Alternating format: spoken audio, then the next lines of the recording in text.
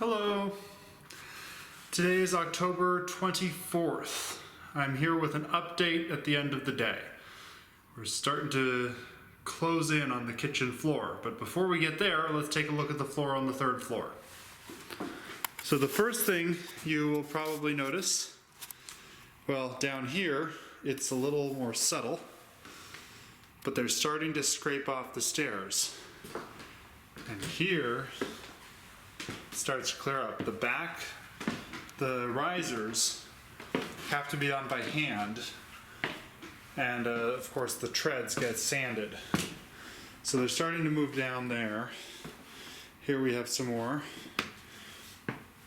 And then here we have the continued sanding on the floor. They started their repairs today. So there are some places like here where the beams or the boards are sitting on these not so sturdy pieces. And so they cut them back halfway over the joist and are going to replace these. So we have some here. We have one here that had been cut up. They cut it to put this joist here. And they'll see what they do exactly to fix that. This one had broken down. There was a stud here, not a weight-bearing stud, but you see they cut this one through. Well, they cut all the way through this almost, and it ended up breaking. So they're going to repair that. And then there were some pieces over here too that had started to lose structural integrity. You see again, they sistered the joist here twice. This is the joist, this is a sister, and this is a sister. Only once over here though. So they've been cutting out these pieces. They're just doing it where it structurally is needed. For example, spots like this where the radiator was coming up, they're just going to put cork in, because this is still solid, so they don't have to do anything. We understand the cork will look quite nice. So again, here more sistering that was not solid, that they had to pull it out, so we have a solid floor. Here the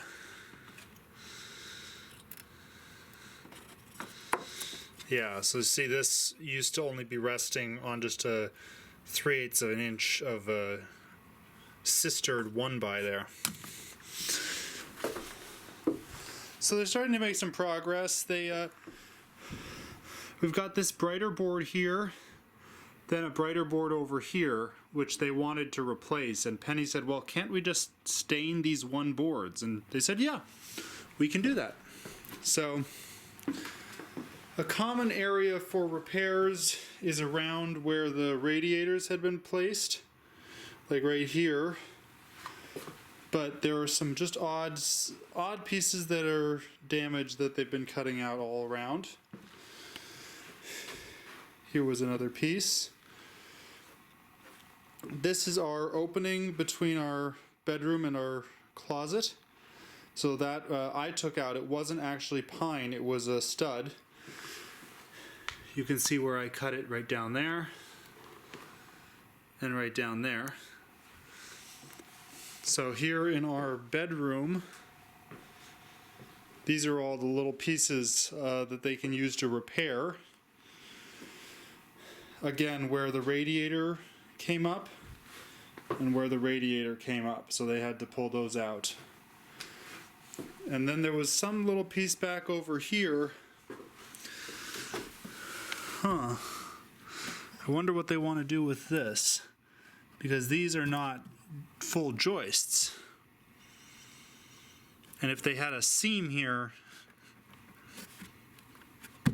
we'll see. We will see what they want to do here. Let's see what this looks like down in here.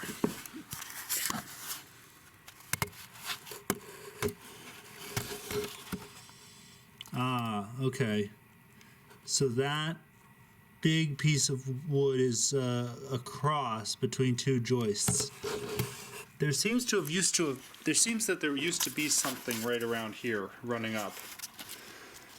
We're not sure exactly what, but in the music room there's an area where it bumped out from the wall about here, and there was a closet down in Penny's bedroom that we disassembled that was odd. Oh, and over here, see, they use this to run ventilation, but they had these had been cut out before to be able to run pipe for radiator heat, and they it seemed something obvious that they see a lot, but these are like plumber's patches where you can see there's a line cut through here and there's a line up here. So at one point they cut this open to run piping, and they didn't always repair it. They didn't always put it right over the joist. They just sometimes cut it, and if they cut it too short, they just nailed something to the joist and put it back. So this little piece was riding low, and it was they had to extend it over the joist. This hole is going to have cork put in it, and this strip here they're going to fill with cork. They're not going to repair this because we're going to build a window seat here, so they don't have to repair that. Save us a little bit of money. And then again, we'll put cork in here and cork in here, but they will have to replace the board here and here. So that is how the floor is coming on the third floor. The first floor, the kitchen is almost done. We laid the rest of the tile, all the tile we had cut, and there's only a few pieces left, really at all. So here, we extended this forward into the threshold, and that's all thin set. That's to give us something. We need to put a threshold here, but we want the tile to run under the threshold, so it's doesn't just end right at the threshold. So we leveled this out as best as we could, and that should dry and be well supported. We finished this strip all the way back here with the exception of this one last piece because it has to be cut down to size. So I'll do that tomorrow. We finished all of these pieces into this corner again, except these last two, because they need to be cut to size, and we couldn't measure that. We could predict, but we couldn't be accurate enough until we had actually laid down and thin-setted these tiles. So I finished the tiling around the toilet flange. I am pretty happy with how my cutout around the flange ended up. And here's our little air vent. Then put in all the little pieces we had cut out yesterday, here and over here. And then I added a row and a couple rows here to use up the thin set that I made. And I filled in all the larger pieces here. So tomorrow we can come in and go right away and begin to cut the pieces for the edging.